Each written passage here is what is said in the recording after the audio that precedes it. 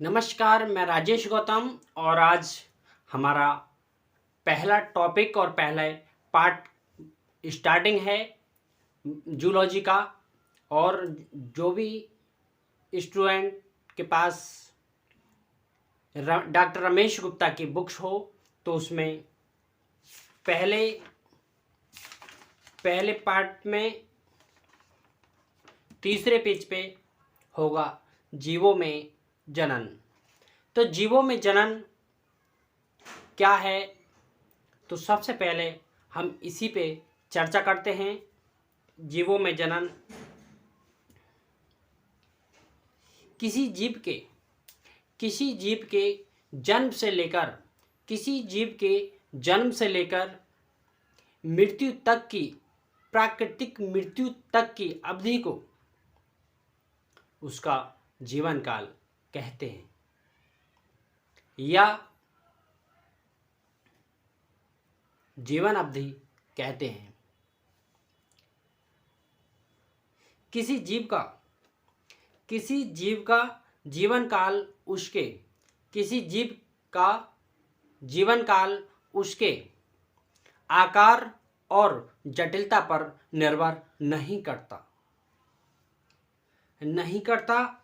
जैसे आम के पादप का जीवन काल, यानी कि आम के पेड़ का जीवन काल 200 वर्ष है,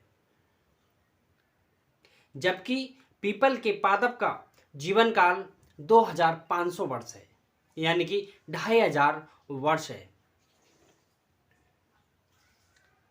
इसी प्रकार कौवा और तोते का आकार लगभग समान होता है, लेकिन कौवे का जीवन काल 15 वर्ष है, जबकि तोते का जीवन काल 140 वर्ष है। जीवन अवधि कितनी भी हो, परंतु प्रत्येक जीव की मृत्यु सुनिश्चित है। यानी कि यहाँ पर मोटा समझ लेते हैं, प्रत्येक जंतु जिसने जन्म लिया है उसकी मृत्यु निश्चित है, उसका मरना निश्चित है।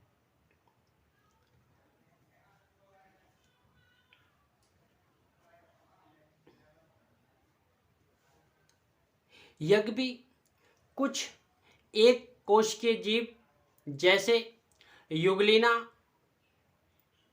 युगलिना हो, अमीबा हो, इन्हें हम अमर कह सकते हैं, क्योंकि ये इसकी प्राकृतिक मृत्यु नहीं होती। इस अमीबा की या युगलिना की इसकी प्राकृतिक मृत्यु नहीं होती, ये प्रोटोजोआ के अंतर्गत आते हैं। और दोस्तों,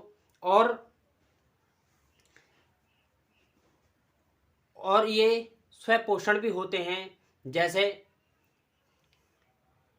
युगलिना प्रकाश की उपस्थिति में अपना भोजन तैयार कर लेता है, और अमीबा एक कोशिकीय जंतु है, और जैसे इसका दो विभाजन होता है तो इसका जो अस्तित्व है पहले अमीबा का वो खत्म हो जाता है और दो भागों में बंट जाता है। तो जीवों में जनन समझ में आया होगा। जीवों में जनन एक जैविक प्रक्रिया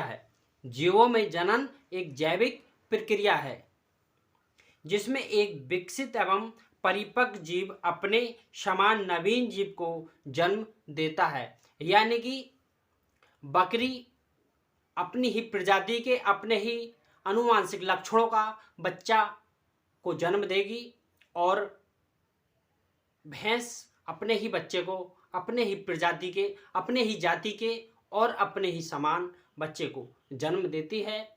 जैसे ही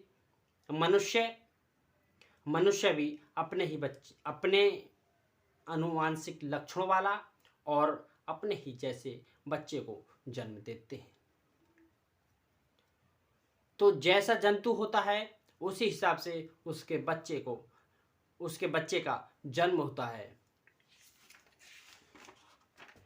अब पढ़ते हैं जनन की विधियां। जनन कै प्रकार का होता है